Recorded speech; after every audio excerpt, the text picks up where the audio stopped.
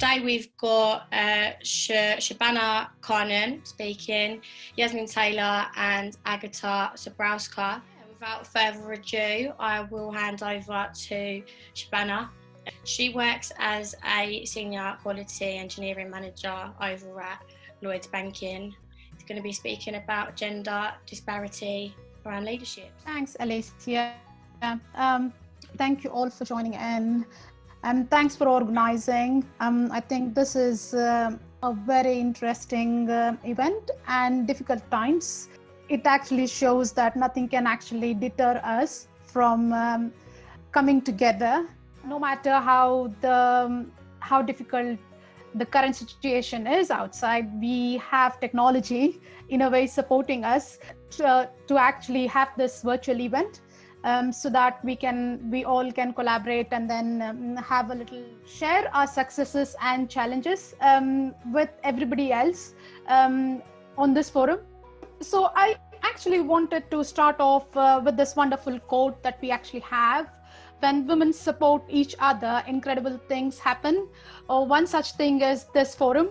That is actually an excellent way and a platform wherein you have brought in different individuals throughout the globe. So within this session, what I'm trying to emphasize on is my personal experiences that I've gone through over 2 decades of experience in the industry, and other women who actually have shared their kind of experiences as to what they go through. That's how I'm thinking of progressing this session. So we often end up around a lot of apprehensions that we actually have as women, especially in terms of technology. What is that stopping us from reaching that pinnacle? It is often as women, we have our own commitments. We have our personal kind of work-life balances that we have to actually go through.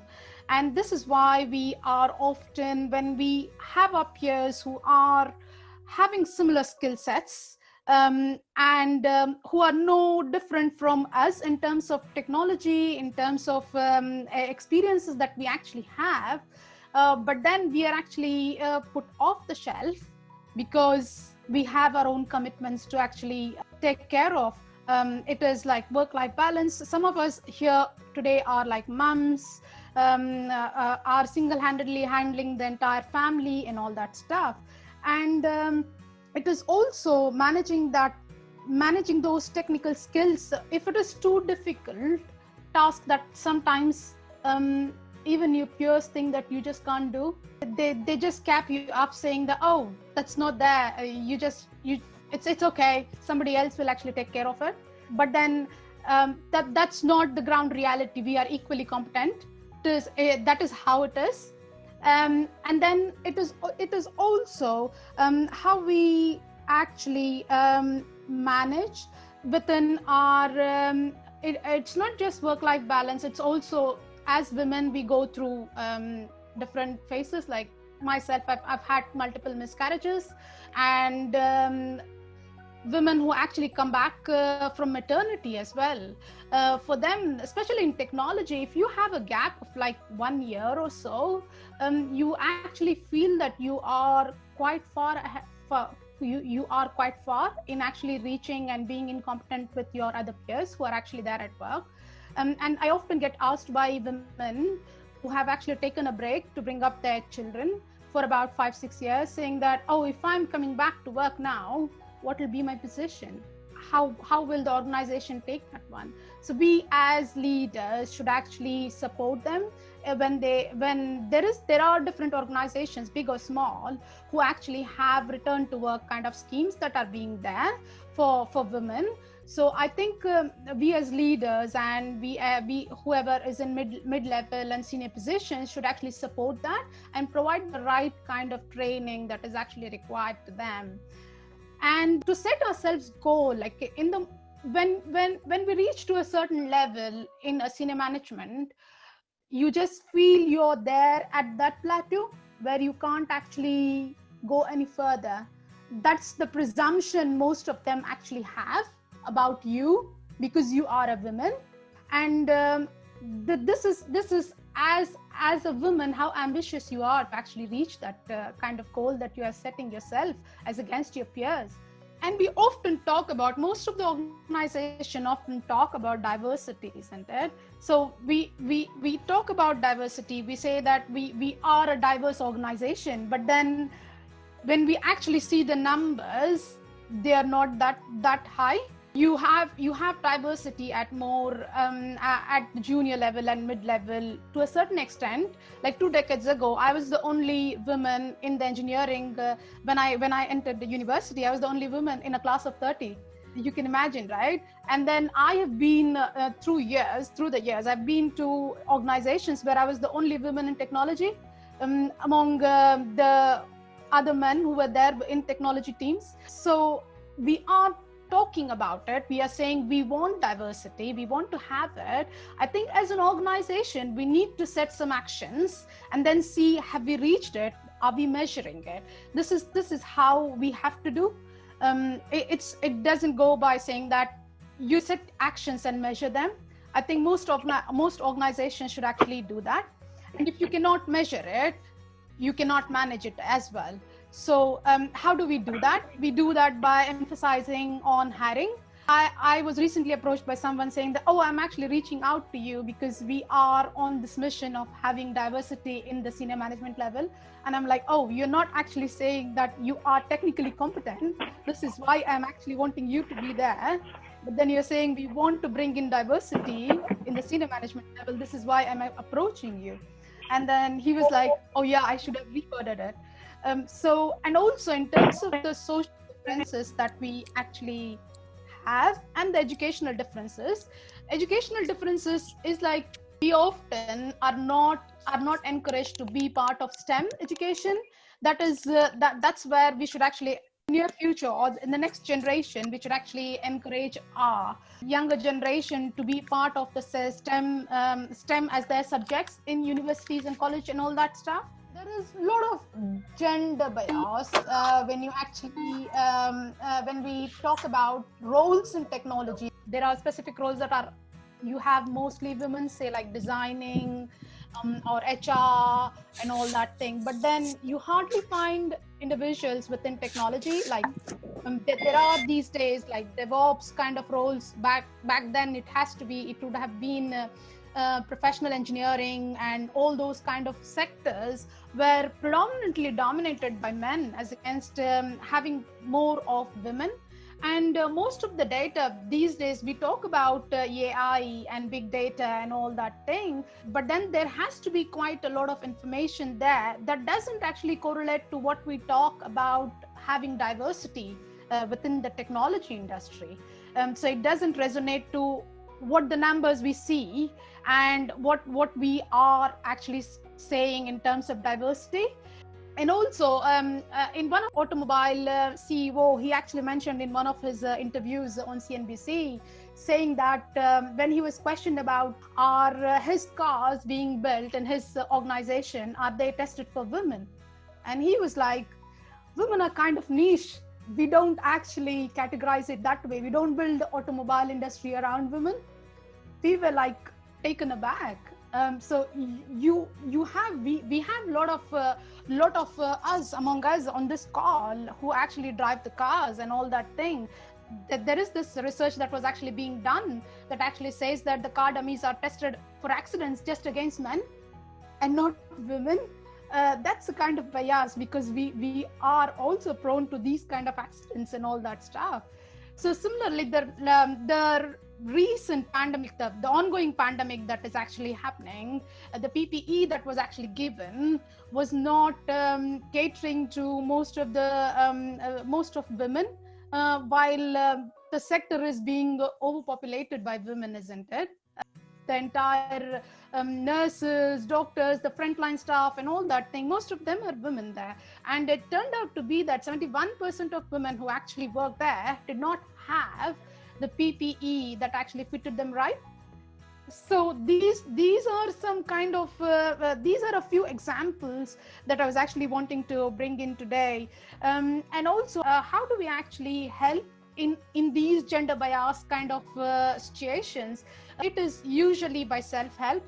Self-help is like by encouraging our younger generation to take subjects like STEM, by encouraging women to be part of technology, women and girls to be part of technology, by actually going through a lot of attending, especially a lot of courses and taking up those challenges that are actually available. And with these days, you can actually study at home with online kind of schools and organizations that have actually come up with the tutorials that are there. And I think the more empowered a women are, the stronger the commitments are for them. I think it is there are modes and means that can actually help us get there, but unless and until we help ourselves, we will not be able to achieve and get the position within technology.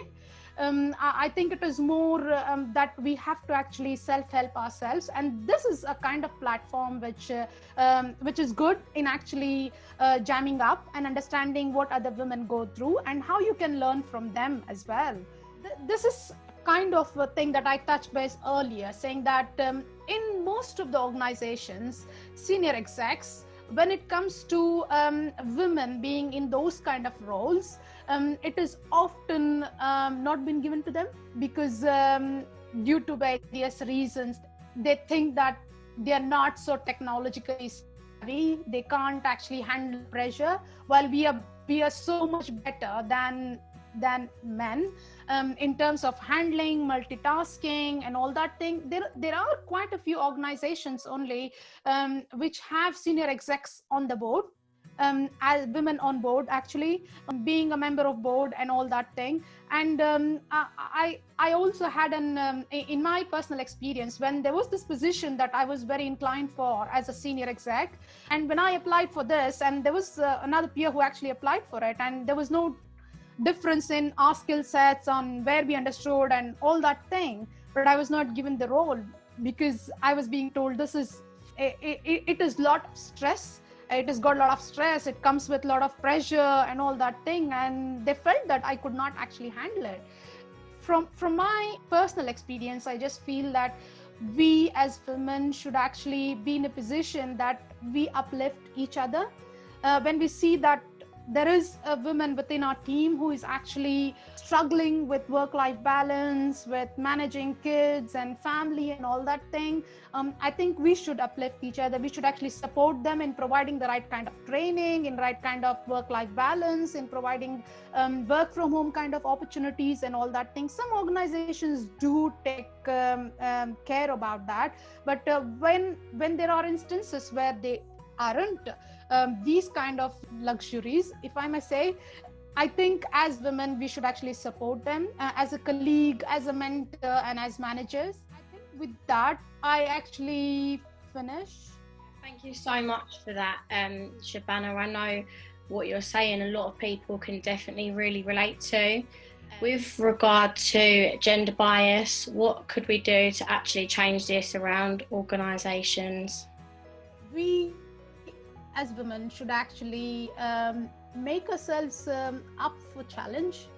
When it is like we can't change the entire organization, but if we change the circumstances around us as to how they see us as individuals, we are no different from our peers. So I think that will actually, to a certain extent, try to balance it out. I've had many instances in my personal kind of work experiences wherein they felt that I could not actually do certain tasks. Then when I did it, they were like, oh, you are in par with somebody else within the team. And that's how they actually get confidence. And when you have too many people around who are like you, and when you blend with them, they don't actually see difference. How did you get around the promotion hurdle? Well, that opportunity had to go away, and then I had to actually have another kind of opportunity being created for me, and there was a new path being led out there. But it's not like, sometimes you aspire to do something that is actually there for you and you want to actually go and take up the challenge, but then if it is given to somebody else, you don't want to rub off at a different with your colleague or a peer who is there, isn't it? You just can't show your frustration. There are always opportunities that actually come to you, but life's like that. What would you suggest as ways of bouncing back to work after, say, a family break? A lot of big and small organizations these days have returned to work. There are a lot of apprenticeships that are actually being there. There are graduate programs that are there.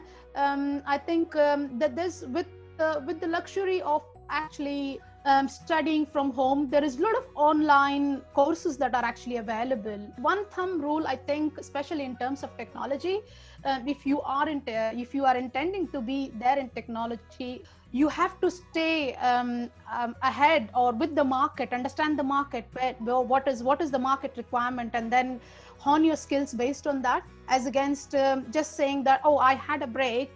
It's that confidence that you have. If you don't trust and believe in yourself, nobody else will. I think that's the core essence of us. For us, if you're coming back from a break longer than like a year or so, I often get asked this question. I have a master's in engineering, or I have master's in something, but then I have taken 7 years break to raise my children and all that thing. I want to come back and work. There's no like a magic wand. You have to invest in understanding what the market is and where your interest lies. Have you ever had your progress affected by a woman supervisor rather than a man? And how would you recommend women in this position to handle the situation? Well, I've never had women as my boss. Like I said, that throughout my career, it's been like I've been either one person, one woman in the technology sector, in the technology team. I've never been in that. But while I do, being a manager, I have quite a few of my team members. I've balanced it quite right in having that gender balance within my team. And I fully support them. Like I recently have about a couple of them going on maternity and all that thing. I support them from working from home, or providing them the kind of guidance and training they actually need, so that when they come back after the maternity break of 1 year or so, they are still ahead. They are still in line with their peers. So I constantly keep in touch with them, not just because they've gone on maternity, I just don't leave contact. I constantly keep touch with them at least quarterly to see how they're doing, what's happening and all that thing. So that's my style. How to challenge the stereotypical image of women, especially migrant women in labour market, and tech Vs becoming totally different level away from inclusion of migrant refugee women as option to access these opportunities? Options to access these opportunities, I think there are a lot of meetups that are actually there available. You have to actually go out there. It wouldn't actually come to you. You have to reach out, socialize, network. This is one such platform. It's a very good question. You have to actually network and understand what is that your personal interest, where does your personal interest lie, and what's available in the market. It is often that sometimes I have had individuals who are actually taking the work just because it's available to them, as against what their interest lies. So what I would actually suggest is that put yourself out there, network, understand what's there in the market, hone your skills, and then I don't see there is any disparity in whether an individual is a migrant or an immigrant, or I've never seen that happening, especially in technology. I think it's this is why, if you have good skills, I don't think any organization would actually stop themselves from hiring you. Recently, in our company, she's realised there are no or very few women in senior management positions. She's asked her manager for more of a leadership role, but got excuses instead of a plan. So how far can you sort of go without authority or challenging, maybe? Sometimes, it is often you create your path. You sit down with your manager, explain to them where you want to go. It is a two-way process, right? You just can't be a follower. You have to show that you have your leadership skills. If you don't, if your manager does not see that you have leadership skills, then I don't think it is right for you to actually say, oh, just because I have X number of years and I've been with the organization, I should be promoted. No, that wouldn't be a promotion, isn't it? So it should actually be, you should actually ask for, create your path, sit with your manager, say that these are my aspirations, this is where I want to go. Yeah. And then say, can you set me a career path for this one? If manager, he or she, does not actually sit with you and discuss and is not setting you a career path, then that organization might not be the right one, or the person might not be the right one, because they are not thinking about you and your career prospects, aligning to what your organization is. So I think it goes hand in hand. It is a two-way process that you actually have to work with your manager or your senior management or whomever you're working. I think it is more of an organisational issue rather than it being like different expectations of women and men.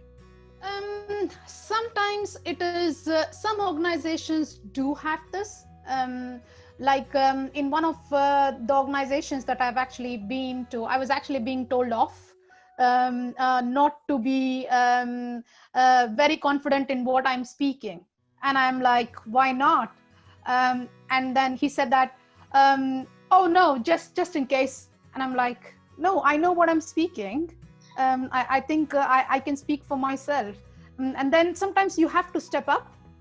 You just can't always have someone lead you to the path you actually want to go.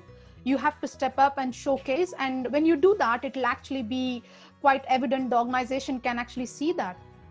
Thank you so much for... Thank you for having me. All the questions and for presenting. It was really great.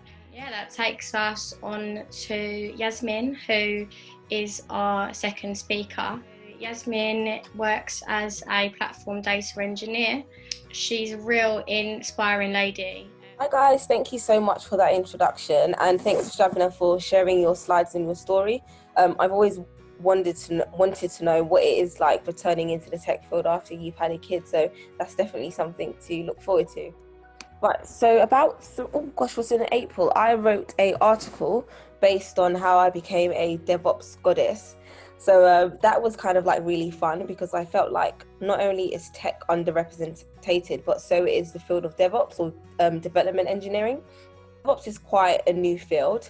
It's literally a mixture of cloud architecture, software engineering, and software delivery. So it's just making sure that we're using certain coding and technologies to improve automation in our pipelines and to kind of like improve efficiency. I just kind of wrote this blog based on what I kind of do and where I came from. So originally, as it says on the screen, I actually wanted to become an astronaut. So I've always been quite big on science in that way. So when I went to college, I studied biology, physics and chemistry. I didn't really do as well as I thought I would academically, and I just got a CCD, but luckily for me, my parents kind of always kicked me up the bum and supported me academically to kind of like go quite on.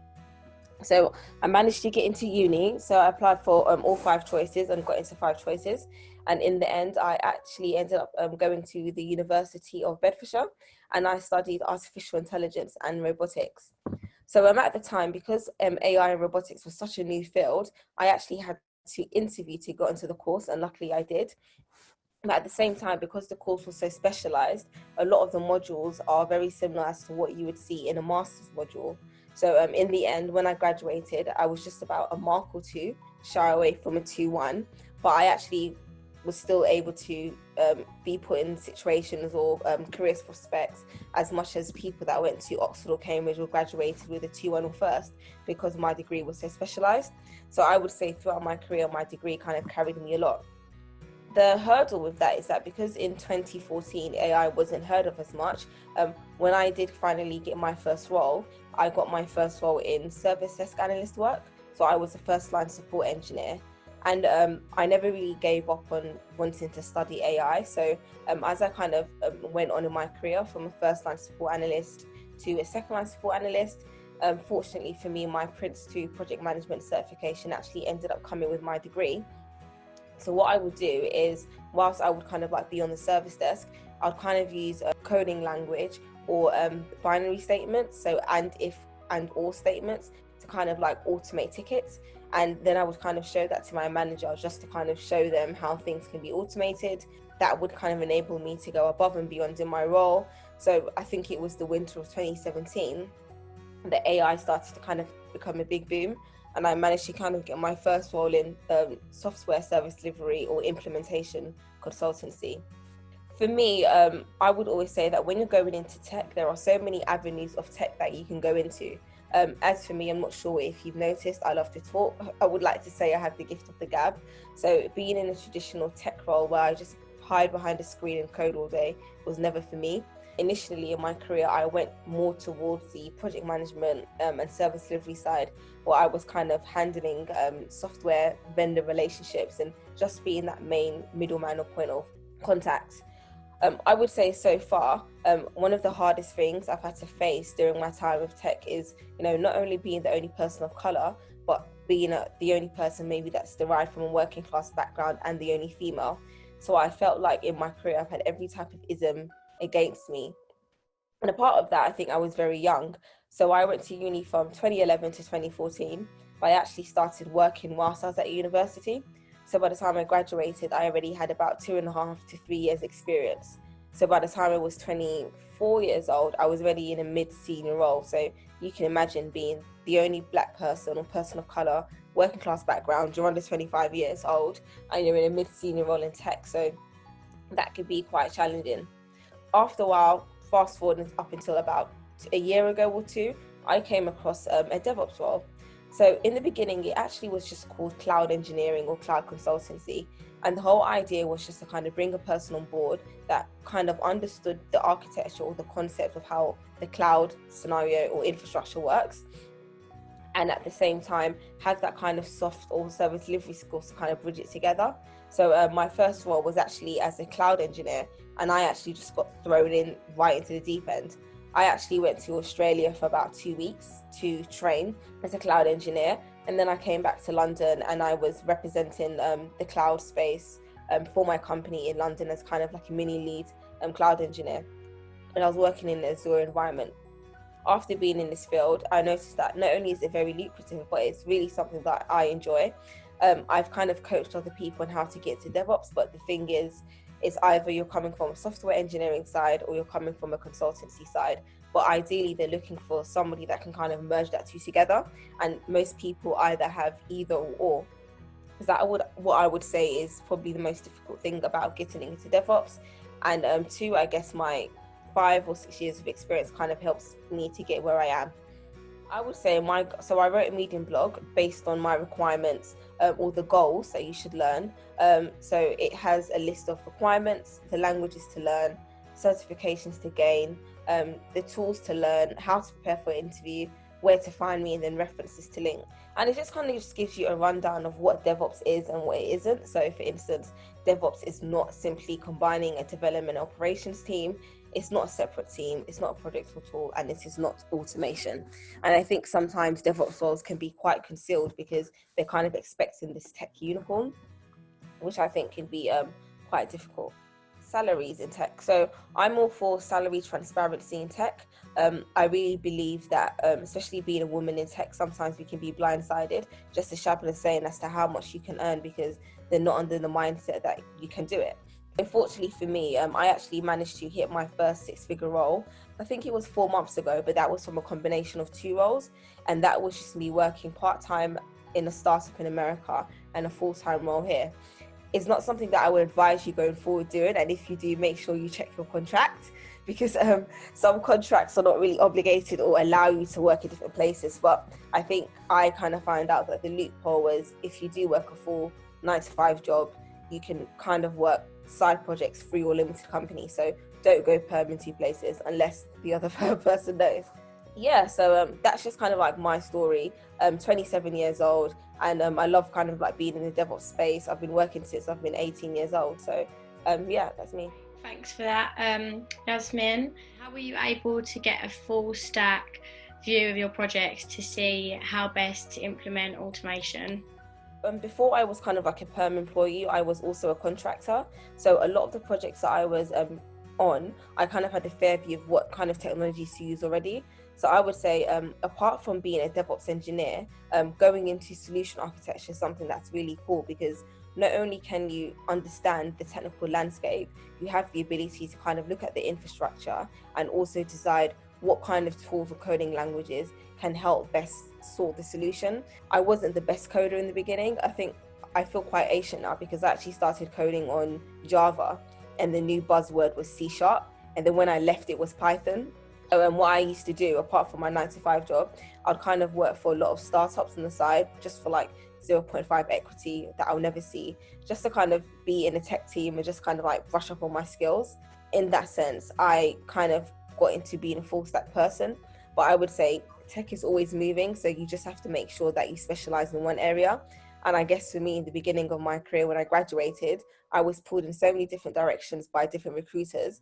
I ended up being a jack of all trades, but master of none. So I'm really just happy that I just went into implementation and DevOps. Did you negotiate your own contracts or use an agency?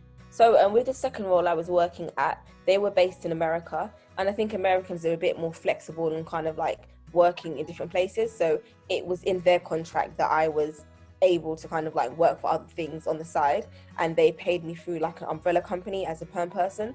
But my London job, which was 9-to-5, I guess they were none the wiser, but I didn't think at that time it would be an issue. But it really depends on the company you're working for. So I think the more you're kind of going up in your tech career and the more expensive or siloed projects you're working on, you really have to check the contract to see if you can work for different companies, because you could accidentally either be working for their competitor or you could be at risk for exposing sensitive information. So I would say, if you do want to work two roles, make sure one is a contract and you're being paid for an umbrella company. Make sure that it's not a competitor, and if possible, use two different computers. Do you still want to move into AI or robotics, or are you happy with DevOps progression? I'm pretty happy with DevOps progression, and I think it's because of my AI background, hence why now I'm a platform data science engineer. So weirdly enough, sometimes I feel like because of my background in AI and it's such a big buzzword, once you apply for roles and you say you have AI, they always feel the need to implement that AI knowledge into automation. And I think now I've even heard of something new called ML ops. But it's crazy. So I'm definitely sticking within DevOps and the whole cloud kind of hemisphere. How did you get a job in tech while in university? So my first role in tech, I was a Sky TV technical consultant. So that basically meant people that had issues with their Sky TV would just call me and I'd help fix them over the phone. So it was very, very, very basic level. But I guess having no tech experience whatsoever, at the age of 18, I had to start from somewhere. That was my first job in tech. So just don't be afraid to kind of start from the bottom, even if it means you just have to do like a customer service role in tech. And then I kind of just moved up from there. So by the time I graduated, I got my first role as an IT account manager. What kind of libraries should we learn as a DevOps, C# related to? That's in my Medium blog, which I'll probably copy and paste and put it in the chat because it's quite lengthy. Worth doing the AWS Cloud Practitioner certification whilst still learning, especially as a self-teacher. Yes, 100%. I mean, I think a lot of people can see now that tech or DevOps is quite lucrative. So one thing I would just remind you that don't just assume if you get into AWS or you do a practitioner course that you kind of make big bucks straight away. But I definitely would say that if you do want to get into DevOps or just into the cloud space, definitely do your AWS Cloud Practitioner certification, because it does allow you to stand out from other people in the crowd. And in the background, whilst you're doing that, make sure you kind of go on and create your own open source projects. So you can kind of come to an employer and say, hey, I've gone out of my way to do an AWS certification, and I've also tried to have a dig at different open source projects. And I think they'll just kind of see you as eager and willing to learn. How would you advise someone with no university or tech experience to get their first role? I think that's where I would say ageism does come into play, because you've got the first class graduates, it's the 2-1 graduates, and then you just got the graduates, then you've got the young people, and then I feel like when you get to like 28 plus, and you go to an academy, it can be quite hard. So I would definitely say for those people that are willing to learn how to code, regardless of how many certifications you get, there's nothing like working in an environment and actually having that real life experience. So I would say just create a lot of your projects and don't leave your day job yet. So even if you are working as an NHS nurse, try and see if you can kind of like make a website that has stuff about being on the NHS. It doesn't have to be like technically affluent, but the fact that we have different projects could like really help boost your profile. So build a tech portfolio. What would you recommend to someone wanting to start a role in DevOps with limited tech background, but 2 years consulting and project management experience? Which starting roles would you recommend? So if you wanted to start a role in DevOps, I would say, if anything, you can go into cloud consultancy. I would say being a DevOps engineer is just a fancy software engineer that has delivery skills. So most of the DevOps people I know that are quite mid or senior in their career have about 5 to 6 years worth of IT experience technically and in the software engineering space. If you have project management experience and you genuinely like coding, I would stick within your project management job and learn how to code on the side and make your own projects. But if you want to take the jump and go straight into DevOps, you really have to think, do I really want to go into DevOps and be technical, or do I want to go into cloud consulting? And I think cloud consulting and project management can be as great as DevOps, because as you progress within that field and you kind of like coincide your technical knowledge with it, you can then get to a DevOps engineer. Is it worth doing Prince 2? Not necessarily. I mean, I did because it carried my degree and it really just helps me learn the different types of life cycles that you could work in. So I would, if anything, say do a Scrum Master or something like that. Just learn how to work in software agile environments. Aside from being a badass, what was the best way you found to overcome some sort of the adversity you experienced due to your intersexuality, gender, race, socio-economic background, etc.? I just think, apart from necessarily not faking it until you make it, I think it's just understanding who you are and what you want to be. And I think it did get to a certain point in some of my roles where I would leave them before they would leave me. Because I didn't really want to be seen as jumpy. That's why I kind of got into contracting, because I guess when you're a contractor, people associate you with being a part of the family or the team. So I would just kind of contract to different environments through an agency, just go in, get my money, learn what I need to do, kind of self-fund myself. And when I felt like I understood the corporate game and I knew how to position myself, that's when I started applying for perm roles. How long should the transformation from no CI/CD to CI/CD take? I think it depends on your deployment and what you're trying to release, if that makes sense. It could take anything from a day to a week. In regards to automating continuous integration or continuous deployment, I would say looking to like Octopus, and that really helped me. Last but not least, over to Agata. Agata is the COO over at Conception X. She'll be talking about inclusion in tech. First of all, thank you for the invitation to join today's event. Thanks to Shabana and Yasmin for sharing your backgrounds and your stories. Really interesting, both of them. Yasmin, we have a thing in common. I also wanted to be an astronaut, although I ended up working in the beginning of my career in the travel industry rather than traveling to the moon. So hi everyone, my name is Agata, as Elisa introduced me. I'm the COO for Conception X. Conception X is a startup which helps PhD students launch their own startups. So that's my current role, but before I started working for Conception X, I've had an interesting journey of first starting in the travel industry and then moving into entrepreneurship, the startup world, and also tech. I don't come from a technical background. However, over the last few years, I've gained a number of technical skills as I decided to put some goals on my list and learn, as Yasmin did. I found that really inspiring, Yasmin, that you've mentioned that, if you want to move forward, you have to set yourself some goals, gain qualifications, learn new things, work on your CV, prepare your portfolio, and then make yourself available. I also just want to share with everyone that before I was part of Conception X, I worked with female founders, London female founders. I managed the Female Founders Accelerator in London, worked with 2 cohorts of women who are building their own companies. And before that, I've also launched a community of entrepreneurial women in Lisbon, currently, and 2,500 of them. I've organized lots of different workshops for them, including tech workshops and coding workshops. But what I really wanted to share with everyone today was that I think Yasmin and Shabana's stories really show that to get somewhere, you really have to be proactive and not wait to be discovered. And I think that really, you could see it in Yasmin's story. And Yasmin, thanks for sharing your blog up there. We work with really inspiring people, PhD students who are building deep tech startups. So machine learning, AI, blockchain, IoT, but also genetics and robotics. So very narrow field within the tech sector. We also have a lot of absolutely amazing female founders. Some are sole founders, some are co-founders, and these are the stories I wanted to share with you today. So I just wanted to tell you, share with you stories of 5 founders really. This is Isha. So Isha was part of our cohort 2.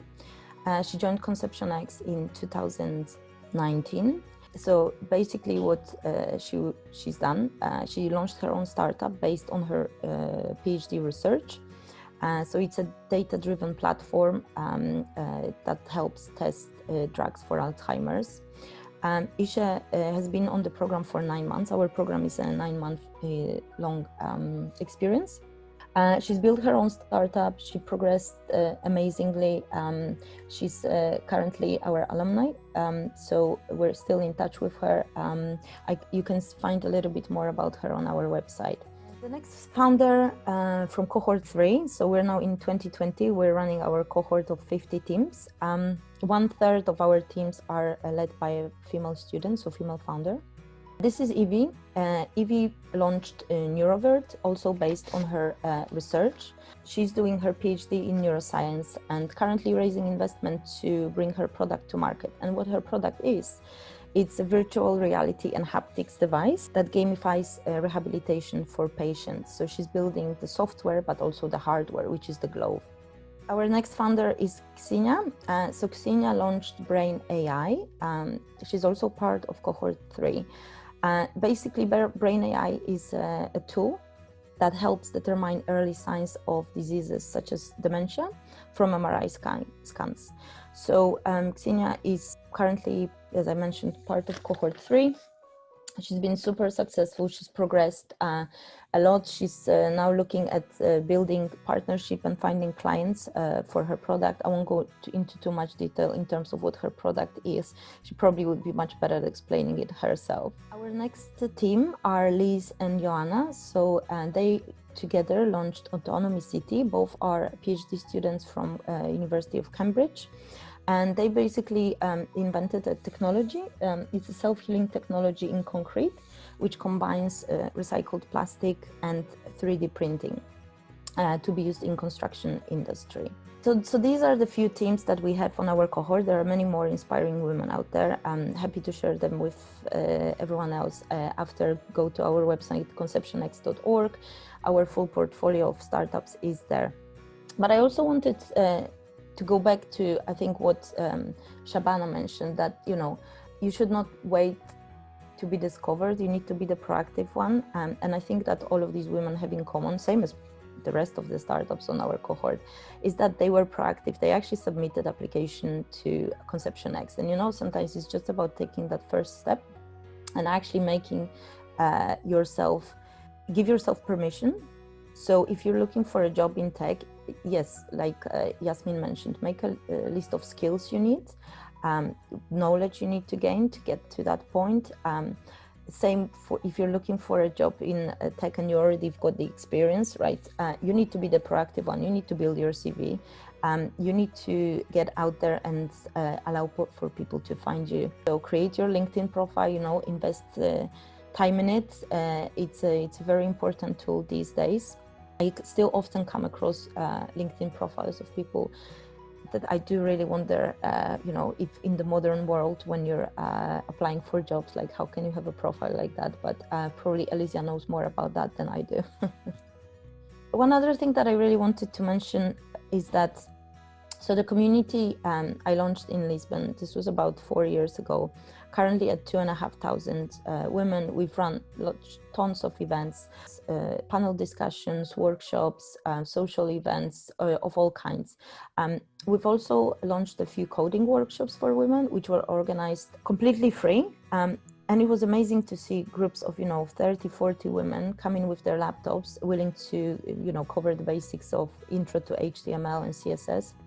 And I know these are probably, to many in the audience, very simple, the basics that you need in modern world. But, the first thing they did, they've signed up themselves. These workshops were only for women, and perhaps there might be people who will ask, why there are no men in the audience. There were lots of other workshops run for both women and men. This was with a coding school based in Lisbon, which is a global company. But what we decided to do was to create a safe space where women would feel comfortable and comfortable enough to ask stupid questions, although apparently there's no such thing as stupid questions. And it was a very successful, I think we've run 3 or 4 of those workshops, and each time, there was no, as you can see even on the slide here, there were people sitting with their laptops on the side of the table. Back to Conception X. We are currently on our 3rd cohort, 50 teams, 1/3 of them are female founders. We don't pre-select for diversity, but we are very conscious of, giving opportunity to people from diverse backgrounds. Like Yasmin mentioned, whether that's economic background or however else you want to look at it, even, what year they are in their PhD.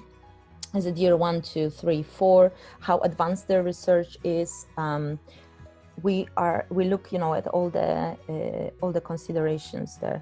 But also one other, I think, really important thing to consider is that even with our community of mentors, we always ensure that we have a representation of women experts in tech, so we don't suddenly bring all these female students to take part in the program and they get mentored and coached only by men, right? You need role models in the industry, and there are women out there. It's just making a little bit more effort and trying to find them, and we have done that this year.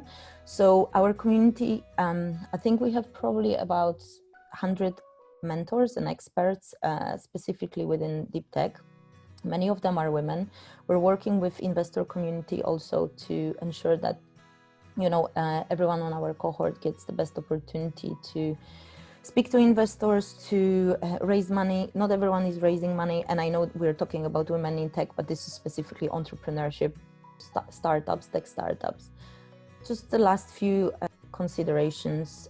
We'll be opening applications for cohort 4 this autumn, and we're hoping to attract even more student founders. And I think we have been so successful to date for a number of reasons. First of all, we've created a space where PhD students can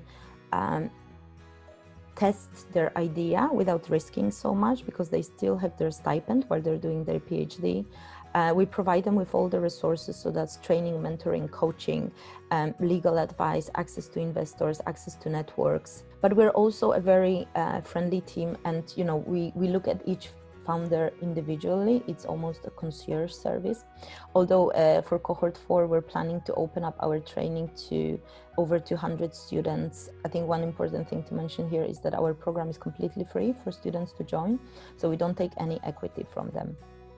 I think just to take it back to what Shabana and Yasmin were talking about, I think it's really important to set yourselves goals, realistic goals. I would also suggest to find someone who already works in tech who can give you advice. I think one of the questions that was mentioned in the chat earlier was, how do you gain experience in tech if you've just, done a course, or, you don't have any background. You can start building your own projects. You can start volunteering projects, look maybe for charities that need support and start doing some work for them. Connect with people during meetups, different events. I know this is now slightly more difficult as we're not in face-to-face situations in current state of the world. But still attending events, connecting to people, it's really, really important, whether you're looking for a job in tech or any job, really. I think that's it from you for now. Thank you so much. Thanks for sharing that all with us. I think it's really great, obviously, what you're doing over at Conception X. Or recommendation for taking courses right now? Well, it really depends what you're planning to learn. There are so many online courses out there. So, for example, I've recently done an UX design course with BrainStation. I think it's an American company, but it was absolutely amazing. It was 5 Saturdays, 7-hour online session each time, because it was an intensive course. It was great because you got to speak to others in groups, breakout sessions. But I think it really depends on what would you like to learn. Then it's just mainly about looking at probably who's the best, reading reviews as well. So I, for example, have done also product management course back in January, February. I read a lot about it. I asked people within that space which one they would recommend. So yeah, look it up online. Do you have any quantum startups in the cohort at the moment? We do have one quantum startup at the moment. One of the teams on our first cohort, this was back in 2018. It's RACO. It was a team of 4 PhD students, quantum computing. They're a very successful startup. I think they've raised now probably 1.5 million. But quantum is, let's say, it's sort of, we don't get that many quantum teams, but there are. They are there on Conception X. Are there any options for non-PhD students to get involved or receive support? At the moment, we're only accepting PhD students, specifically working in deep tech. We do not have any plans for opening it up to other students, so masters or undergraduates. That is perhaps something we might consider in future. At the moment, we're just trying to perfect the model we've built for PhD students, making sure that, the combination of training, coaching and mentoring, it actually works. And we're in fact helping the teams to build their startups. But yeah, might be something for us to consider in the near future. Any recommendations, courses, books for people who want to open a startup? Well, this is an interesting one, because I think if you want to run your own startup, you learn best by just doing it. I would say perhaps there are certain basics you would need to learn first. So let's just start, like business model canvas, value proposition. There are courses on this subject specifically. I think it depends what sort of startup you'd like to open. I wouldn't say that you necessarily just learn during a 2-month course how to do it. It's just by doing it itself. And I think every startup founder will tell you exactly that. Perhaps just setting yourself a small plan aside in terms of what it is that you what sort of product you'd like to sell and to whom. There are lots of resources out there, to find out whether there are customers for your product or service, depending what it is that you're building. And there are, for example, so if you would like to start your own business, there's one website that I know of. It's called, I think it's Screw the Cubicle, and it's run by Lydia Lee, who basically helps current employees start their own businesses based on skills they already have. She has a lot of free resources, so look up some of her videos in terms of how to narrow down which skills that you have might be marketable, and different strategies on selling yourself and creating a side hustle, because it takes a bit of planning to actually do that. So yeah, I'm not sure if we have any more questions. So if we want to sort of open it up to the floor. I wanted to ask Yasmin a question around what she had spoke about around problems that were faced. Obviously starting your career, and I know you mentioned obviously being a woman, but also from like ethnic minority background, and the struggle that you faced with that.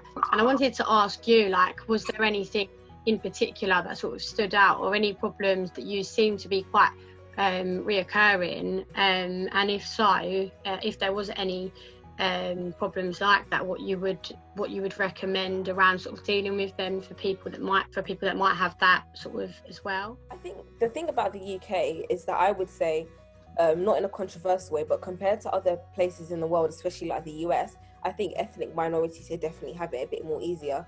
So at times I feel like it's really hard to distinguish whether I'm facing microaggressions or racism as a Black woman, or if it's classism. And with that being said, I would weirdly say that it probably was the shock of seeing a Black woman in AI. And then initially when that shock is over, and then it kind of goes into classism. So I would say in the beginning of my career, because there were so many isms against me, it was really hard. Like, do you not like me because I'm black? Do you not like me because I'm working class? Or do you not like me because I'm just a young person here? It was only when I progressed and I think diversity inclusion got a bit more popular and the stereotype of I have to be in tech and be nerdy was kind of broken. I was just able to come into work and just get along with people. What I did notice though, that I wouldn't necessarily say as a black woman, but as a woman, in regards to like code checking and code reviews, there was a lack of trust over the kind of work I would do compared to like my male counterparts that maybe happened to be white. Like Shabana was saying, you know, if there was a piece of work or project I wanted to go on, it was doubts over my technical ability. Even though I went through the same 3 rounds of technical interview with you guys and we're all in the same place, it was just a lack of trust in that sense. So I think it was just experiences like that that can really just break your confidence. Yeah, definitely. And I think as well, like with you mentioned like the stereotypes of you have to sort of be techie and how that can be with sort of sitting behind a computer and the stereotype that comes along with it. Like, do you think that is linked to the problem that comes with like the lack of education around STEM and like women getting into it? Yeah, I mean, I think originally when I studied engineering at college, it was just kind of like a very grimy boys course. I think there were some of my friends that kind of were like, I wouldn't mind taking a dig at engineering, but there wasn't really a push for women to get into it. And I would say that when you did get into engineering, you naturally had to be quite thick-skinned. And I guess growing up in a family of boys, I was just always quite playful in that sense. So it wasn't really hard for me to kind of like gel with the rest of the guys in that sense. So it was kind of like a boys club. Also, I would say that in general, tech is quite an elite field when you think of it, because tech rules the world. So it's kind of like you have to be exceptional to join. There are so many academies and there's so many coding classes open, but how many of people actually reach to the point where they can be senior or manager? So I think there's just a lot of elitism, I would say, in tech. And I think being a woman, now the stereotype is kind of like being broken, but it is very hard for like men to believe that you can do the work as well as them. Yeah, I just want to thank you all for sharing their story today. For me, it's very helpful. And I definitely understand what Yasmin was saying about them being so even resistant, I would say. I'm still trying to fight this resistance to a certain level, but also, not trusting you know, that you can do the job at the same level that a man could do it. And also I saw a question in chat on the first presentation where there was like, if it happened to have that resistance or to have stones thrown your way by a woman and not a man. It happened to me, and it comes as a bit of a shock at the beginning, because you would not expect that. Like, hey, we're the 2 women in this team, we have to like join forces. And when you see the only woman you're relying on turning somehow against you, it's disappointing, and somehow it makes you, think about your skills and discouraging you that, hey, maybe if a woman is doing this, maybe I'm actually not capable, and it makes you question your abilities a lot. I really hope that we're going to have a session when we talk more about how do we cope with it, not only in the okay, you do that, or you talk to your manager. No, I mean personally, more in depth, because we are humans and we have feelings, and it's very hard at times to look past those feelings and to, wake up in the morning and find the courage and the strength and the energy and even the happiness to move forward and be like, okay, I got this, I can do it, regardless of what my team believes or what my manager believes.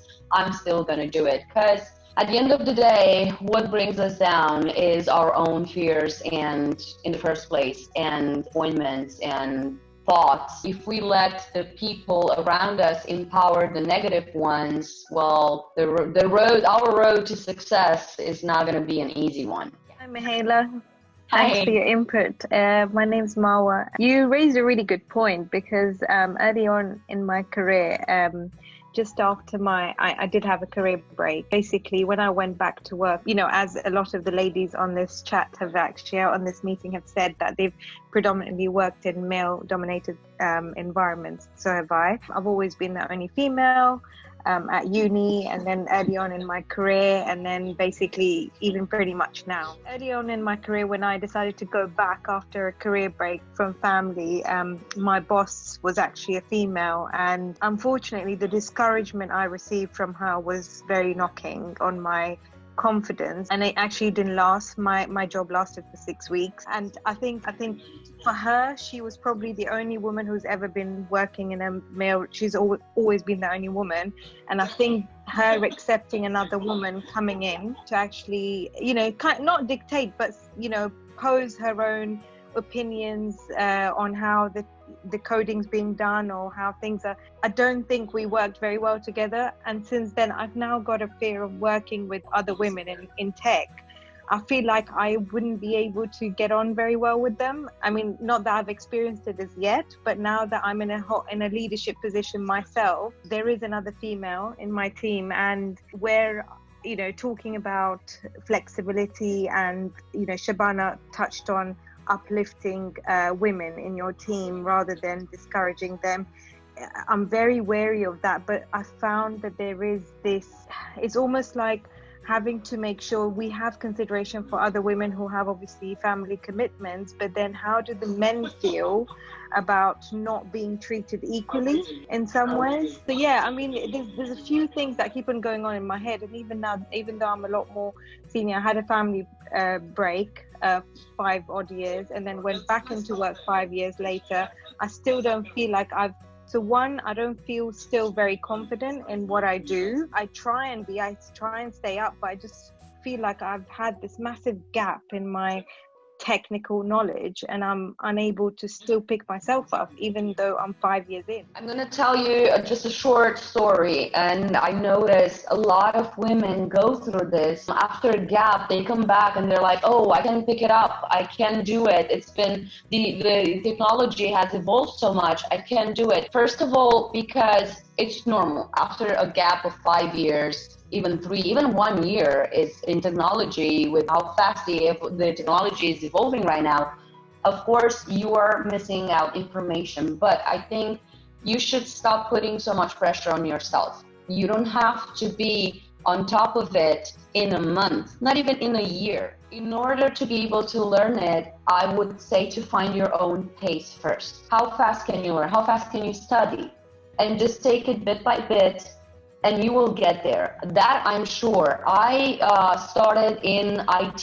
My career, I was 19. I started working in sales and tourism, was doing all this kind of stuff until I realized, hey, sales is not my thing. And not because I could not do it, because God knows I talk a lot. Hey, Yasmin, I felt you when you said that. So God knows I talk a lot. But it was not something that was bringing me joy. I wasn't happy doing that. So I moved to IT, the basic service level, the service desk, line 1, taking calls, working night shifts, and I was so happy with it because I learned so much. Yeah. But at some point, I had enough experience, and after about 3 years, I learned how to do knowledge base and scorecards and team managing and everything. So I applied within the company I was working with. I applied for a team leader position, and I was refused because the position I applied for required a specific language, which I didn't know. So I understood at a moment what happened, and I was fine with it. But I got to the point in my life where I was like, okay, I want to change. I want to do something new, and I want to do something for myself. And that was the moment when I went to the United States. I didn't know what I was doing there. I just went to the United States, and I ended up managing a restaurant. So I got my managing position after all, but it wasn't in IT. Then I came back and I started working in IT again, and I was actually helping my manager do a lot of stuff and helping him find shortcuts to motivate the team to get better results and everything. And then again, I went to the United States. I was like, I think I'm going to do a little bit more of that restaurant manager job, because I learned a lot, because I realized one thing I was missing is dealing with the user face to face. So that face to face interaction for me was really important. And now afterwards I came back, I started working again in IT, then I moved to Netherlands, and now I am team leader for a desk side team. Wow. So it turned out all this interaction, all this experience as a restaurant manager has helped me a lot in the position that I have right now, because now I know how to interact with the user. Now I know how to manage my emotion when I have an angry user or a frustrating user or a demanding one. So don't be afraid to make career changes. Don't be afraid to go after what you feel, because that might help you a lot on the long run. Another thing I learned, if you're forcing yourself to learn something just because, I don't know, the job you're going towards has a great salary or whatever, in the end you're not happy with yourself, and you find it frustrating because maybe that's information that your brain simply cannot process, and that's okay.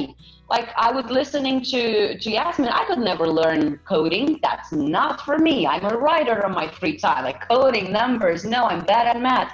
But yet I can do the team leader job and I enjoy it so much. Don't put pressure on yourself. I just wanted to say, if you don't believe in yourself, that you are confident in doing the job that you have taken up, nobody else will actually certify you. If you always have the guilt and you feel that, oh, I'm not better off than the rest of the crowd, I don't think that's the right approach. I think having confidence in yourself is important. And when you have gained that, I think there's no one who can actually say which is right or wrong, right? And to your question, saying that you have actually reached as a manager now, do you reflect on what has happened to you while you were under someone? And now that you have a team for yourself who actually reports to you, do you reflect, or has there been a change in the behavior?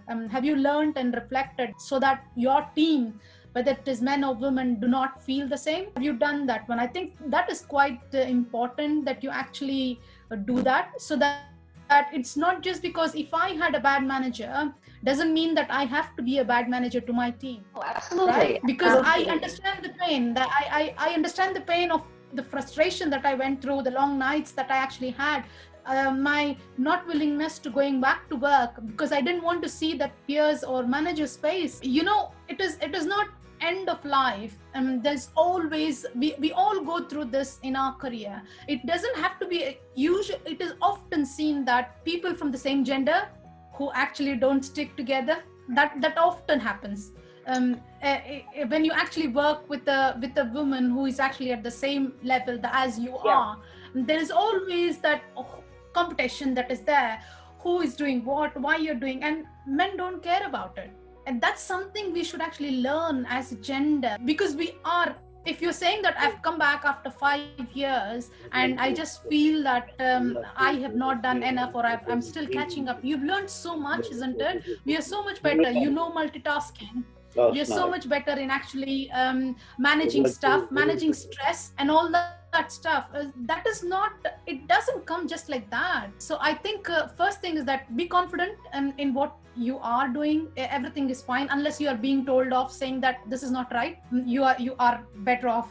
I think I'm just gonna add something here. I think it's about being proactive and deciding where you want to go, and then creating steps to get you there. And you know, it might be a long journey sometimes, but not sitting there and waiting, you know, like if you don't do it, who's gonna do it for you, right? You're the one in charge of your own destiny and of your own career. It might take a while, but you know, it's possible and you can get there. I will take on board quite a few of the comments made here. It's always really valuable to speak to other women in the same sort of boat, and definitely the 5 years that I took out of my career taught me a lot more than, and I think it was one of the ladies here, Tamara, I think she pointed out that as a mum, you learn so much more, and you just become a lot more resilient, you become patient, you have time management skills, you learn different skill sets that you wouldn't normally. So yeah, there's definitely a lot of takes from that, and I'm really grateful for where I am now today. I am tech lead. My background was in software engineering. I was a programmer, but because I had such a big gap, I no longer could stay a programmer, and I kind of jumped into going into management and more tech lead. So yeah, I love what I do, but it's just sometimes you still feel like you're not, you know, very specific. Like for instance, now it's all about open banking API, etc., and you just have to carry on. I feel like you have to keep on climbing up that ladder and learning. And when your developers are asking you questions, very specific questions, it's like almost like, I'm going to research it and come back to you. So yeah, I guess it's learning to say that it's okay to go off and do your own research and come back with an answer, rather than always being the person standing there and giving the answers to everyone. Can I say something? I've just I loved all the conversations, by the way. Thank you so much. For me, it's always been very important to love what I do. I've done a lot of different things and always in security, which has never been that easy. But it is about constantly asking questions, constantly pushing the boundaries as well, and really enjoying what you're doing. So no matter how hard it is, if you really enjoy what you're doing, you're always enthusiastic and you're always pushing that enthusiasm, no matter how complex the problem actually is. And I found for me personally, that's always really helped to keep my motivation up and to keep me enthusing about security to other people, really stupidly, but it can be very hard. Dealing with people, whether they're male or female, crappy bosses, that's always hard.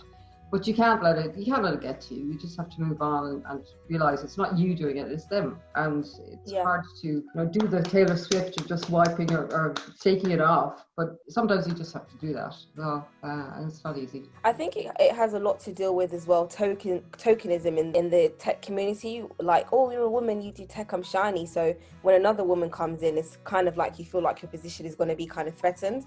And I do feel like for women, a lot of women I know that had an interest in tech, it seems like they were in tech, they were thriving, they came across a really bad manager, and it's kind of like they were just bullied out of tech. So when I speak to a lot of like women in tech, like even myself, being a woman, that one day is going to have a child, my biggest fear is, how do I handle the career gap? Because tech moves so quickly, and knowing that tech is such an elitist field, knowing that tech is such a male-dominated field, it kind of feels like men are just always wanting to kind of like push you out. So I know so many guys that maybe took a 2-year gap in Thailand, they've come back to the same position. But if a woman takes a 2-year gap, tending to her children, it's almost as if they can't wait to demote you. I've had very psycho bosses. I've generally worked with the CTOs and the CIO. I could not tell you some of the stories. But I completely agree. And I'm in Germany where, there's not a lot of girls in tech in the world. There's very little in tech in Germany. There's even less in security in Germany. But it is definitely changing. But that psycho boss thing, I've had some serious psycho people. But I don't know what it's like in the UK now, but in Germany, the guys can get 3 months off as well of parental leave. So they're also taking this extended time, and in Ireland you can take up to a year. So the guys are also taking that year off for the kids, which is helping that going back to work, because you're learning so much skills when you're off having kids. You're learning project management and juggling agendas and negotiation. I think the most important thing we have to always remind ourselves is that, especially at work, when someone is not treating us fairly, I'd say it mostly comes from a place of fear. We have to understand that a lot of our even failures come from a place of fear, even if we realize it or not at a moment or later on in life. And I think that's where we have to work. That's what we have to work on, is battling our fears first and understanding and trying to not take personally other people's behavior towards us, because at the end of the day, we cannot control it, but we have full control over how we respond to it. So, and also what my mom used to tell me, don't go down to their level. Don't go there. That's not for you. That's not your place. And we just have to acknowledge that, hey, okay, this person is treating me bad, like it happened to me, and throwing at me all this, hey, I don't trust you. Hey, you're not going to make it. Hey, whatever, you name it, it's not mine.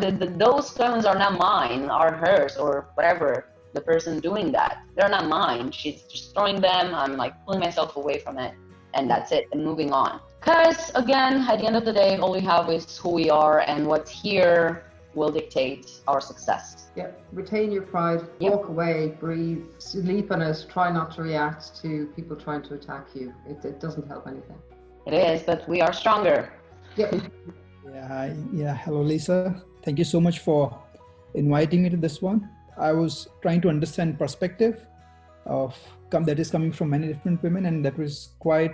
There's so many things that I thought that I understand, but there are so many things that I come to know when I was listening today. So though I was not very active participant, but I was listening intently to everything, and that is quite helpful.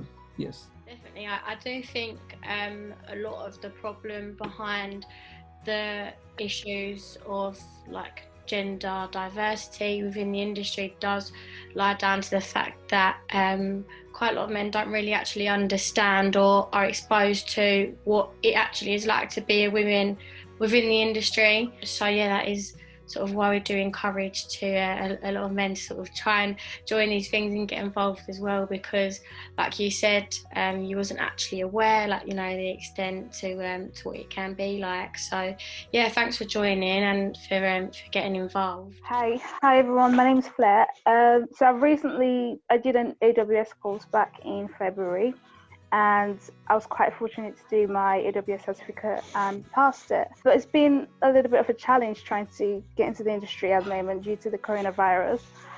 So I was just wondering if anyone had any tips or any resources that could really help someone that's trying to get into the tech industry at the moment, or just, you know, any advice. I have something. So okay. I was recently following a few women on Twitter. So women from different backgrounds. So like one of them was a restaurant chef, and she turned into a software engineer. And there was another one, she was in different industry, and then she decided tech industry is where she wants to be. So I'm following their Twitter, and they are specifically sharing so much resources around how to break into tech industry. So I will leave their I'll leave their Twitter handles here, so that and I think they have pinned those resources right at the top of their profile, so that will be quite helpful. Perfect, thank you very much. Yeah, there's also things like I know here in Dusseldorf there is the Google Developers Group there's a very good team here. So simple things like that, where you can join meetup and join some of these free groups on a Saturday to go in and code some application. With the backing of Google is very, very helpful as well, which isn't the elite of coding, but it can put you in contact with a lot of people, and it's free training as well. I agree. I think a lot of it is down to networking. So, you know, try and sort of maybe get your name out there, or try and connect to different people and see what's out there for you, because there probably is quite a few different options, but it's easily missed. I would also say that if you are looking to get into DevOps, make sure that you understand the difference between a consultant and kind of like a software engineering kind of DevOps. I think now, because of COVID, I've realized that quite a lot of roles are trying to like create a unicorn tech person and just silo everything into one. So you end up going for an interview and then it's something that's totally different. Yeah. So make sure before you go to an interview, you kind of look at the job spec, the technologies that they actually use, and not just the buzzwords. Marry up your experience and then go forward, because it can be quite soul destroying and ego drenching, you know, to apply for a role as a DevOps engineer, but then as a Python developer, you're just like, what the hell?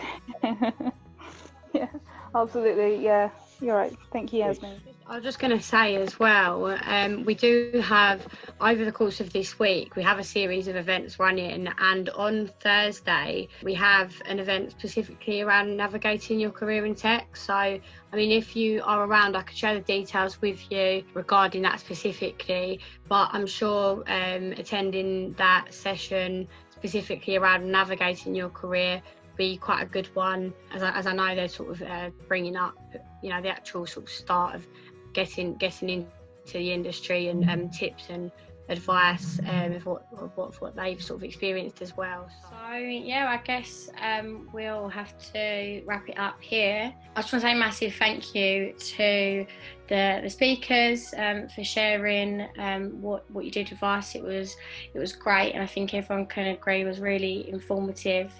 As well to everyone who's asked questions and got involved. Like Daisy said, throughout the week we do have a bunch of different events going on So if we can send out the details of the meetup page, you can always attend those as well if they look like something you'd be interested in. If not, yeah, we've got a bunch of content and things going out throughout the week as well, so definitely keep your eyes peeled. Yeah, a massive thank you to everyone who's attended again, and hope to see you all throughout the week.